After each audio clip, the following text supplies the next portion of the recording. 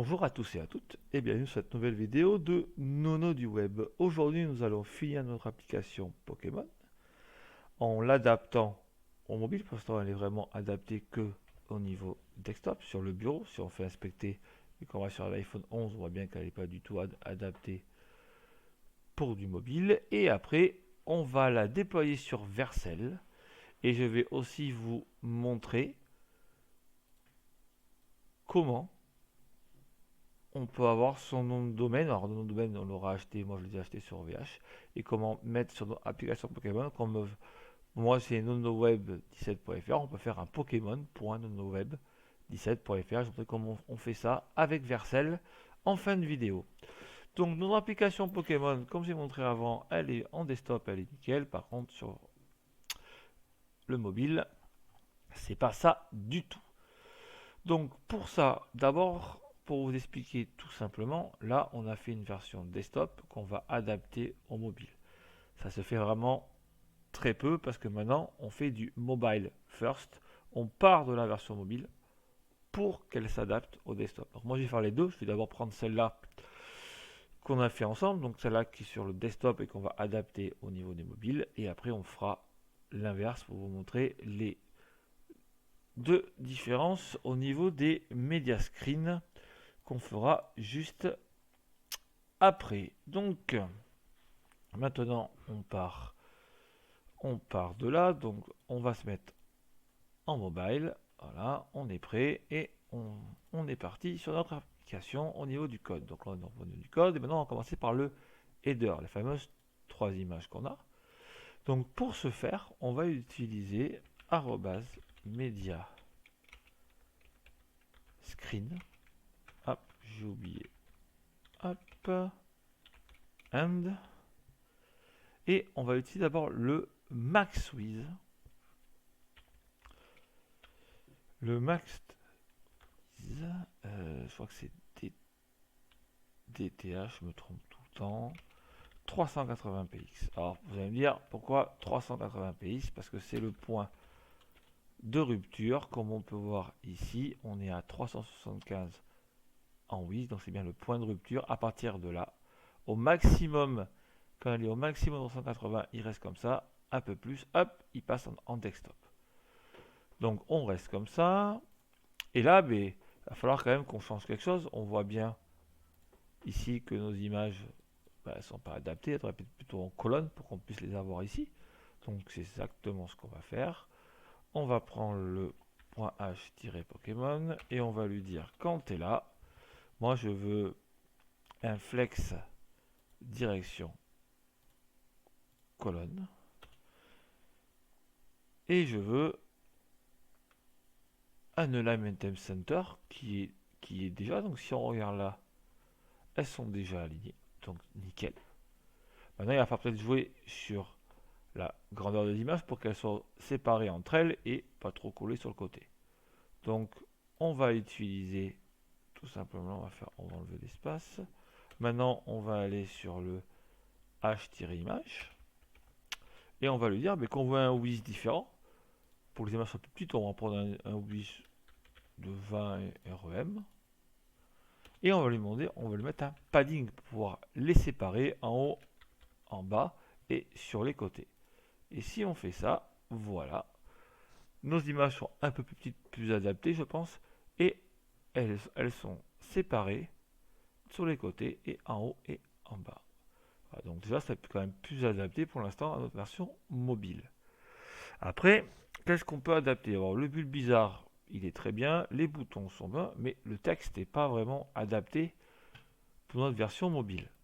Donc, on va prendre hop, le média, on va aller ici et on va faire exactement la même chose.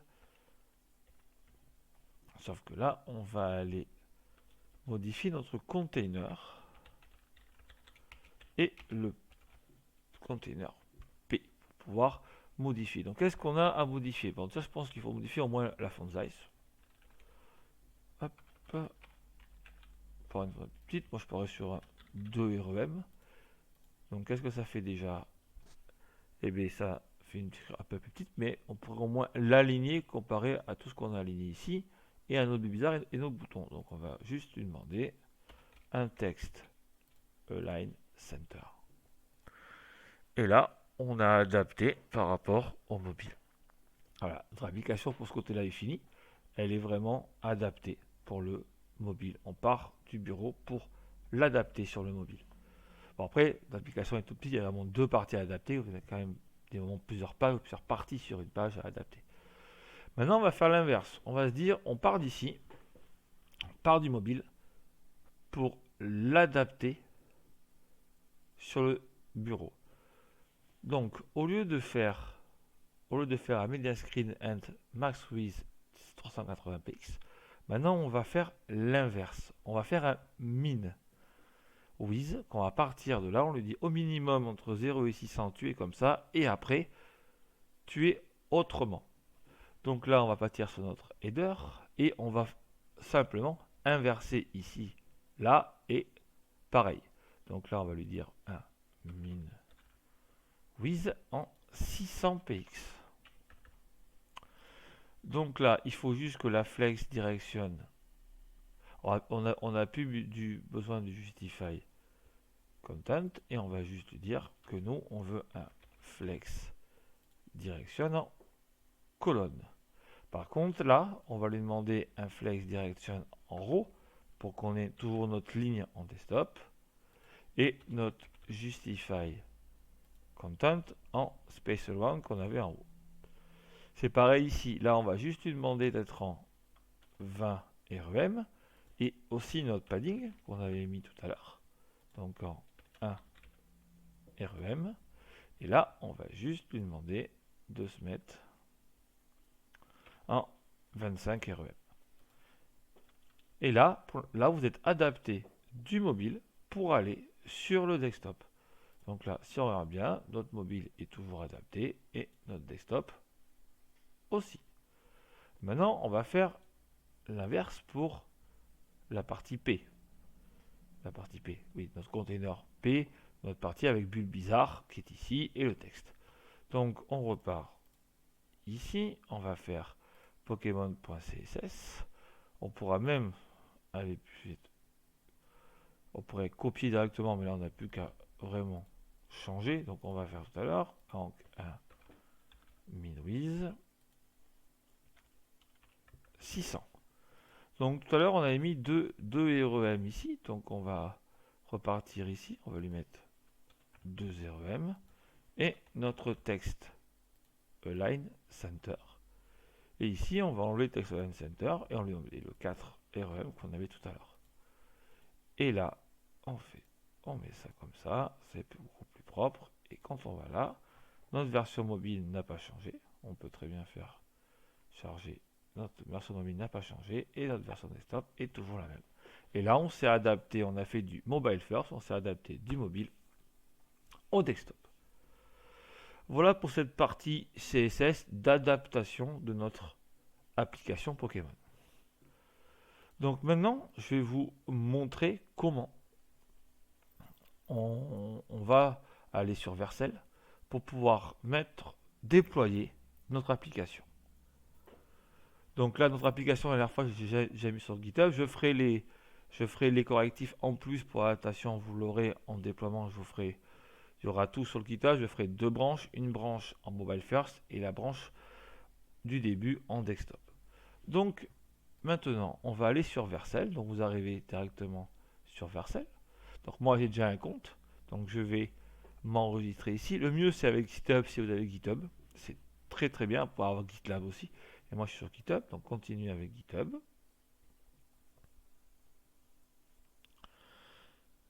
Il m'identifie et on va arriver sur la page de Vercel, le dashboard. Donc moi, on va pouvoir, j'ai quand même plusieurs applications qui sont déjà faites avec Vercel, qui sont déployées par Vercel. Donc maintenant, on va faire un new projet. Vous avez vu regarder que Vercel, vu qu'il est déjà mis sur notre GitHub, il sait très bien où sont nos applications. Donc on n'a plus qu'à lui importer par exemple la Poké API, c'est ce qu'on veut faire. On peut l'appeler très bien Poké API. C'est une Create React App. Et là, tout simplement, c'est vraiment très simple, on fait déployer. Et là, pendant ce temps-là, je vais vous le mettre là. Il va builder notre application et il va la déployer sur une adresse qui est propre à Vercel. Donc là, il est lancé. Ça va prendre quelques secondes et il va faire le déploiement vraiment tout seul et gratuitement. Après, si vous, là c'est vraiment pour des applications pour vous, si vous faites une application vraiment d'entreprise ou plus grosse, il faudra payer. Là vraiment, c'est vraiment quelque chose de très simple comme un portfolio ou des applications que vous voulez montrer sur votre portfolio. Donc là, il est en train hop, de charger, de faire notre application. Il a fait un API Ruby qu'on aurait pu faire avant, mais lui il le fait aussi très bien tout seul. Et il est en train de l'installer, voilà, de la déployer. Et là, ça a été vraiment vu très rapidement et il nous a déployé notre API, notre fameuse application qu'on va aller voir tout de suite. Voilà. Et là, on est sur Internet, regardez, avec l'adresse pokeapi 7ping.versel.app. Notre application est déployée. Tout simplement, ça nous a pris même pas 2 minutes. Après, c'est une petite application, c'est plus gros, ça prend un peu plus de temps. Mais là, vraiment, on a notre application et elle est vraiment maintenant sur le web avec son adresse. Tout simplement. Maintenant, il y a deux choix. Soit vous gardez l'adresse de Vercel, tout simplement. Soit on peut vraiment avec un nom de domaine que vous aurez payé préalablement sur OVH, sur Osugger, où vous avez envie, on peut mettre propre, notre propre adresse à nous. Donc on va aller dans Settings et on va aller dans Domaine. Et on va lui dire, mais moi j'ai envie de l'appeler Poké API. Et moi mon nom de domaine c'est nonoweb17. Donc nonoweb17.fr. Donc là on fait add. Et là il va nous dire que c'est pas possible parce que on l'a pas programmé sur nos noms de domaine. Donc pour nous aider, il nous dit qu'il faut faire un type cname, le name Poké API, et la value cname versel dns.com. Donc simplement, on va, moi, directement sur OVH, sur mon nom de domaine, on va dans la zone DNS, et on arrive ici avec toutes nos API, toutes nos applications qui sont déjà sur notre nom de domaine. On fait ajouter une entrée.